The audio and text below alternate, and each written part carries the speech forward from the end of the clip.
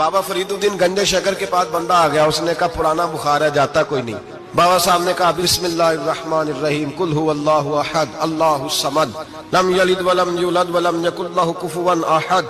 پھونک ماری، بندہ کہتا ہے بیٹھے بیٹھے میرا بخار اتر گیا۔ اس نے گاؤں جا کے اعلان کر دیا جس کا نہیں اترتا سارے ہی آ جاؤ، رش ہو گیا، پھونکیں بڑی نکلی، شفا کوئی نہیں۔ لوگوں نے پکڑ کے پھینٹی لگائی، وہ بابا صاحب کے پاس آ گیا، کہنے لگا سورۃ اخلاص دو ہیں کہ ایک ہی ہے؟ بابا صاحب کہنے لگے بیٹے ایک ہی ہے۔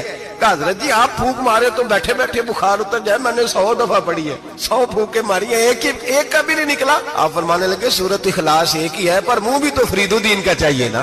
فرمایا مجھے اللہ تبارک و تعالیٰ نے توفیق دی ہے، میں نے کبھی غیبت نہیں کی، میں نے کبھی جھوٹ نہیں بولا، میں نے کبھی حرام نہیں کھایا، میں نے کبھی اپنی زبان سے کسی کا دل نہیں دکھایا۔ فرمایا میں نے اس زبان میں طاقت پیدا کی ہے، پھر جب قرآن کا نور آیا ہے تو اللہ نے تاثیر بنا دی۔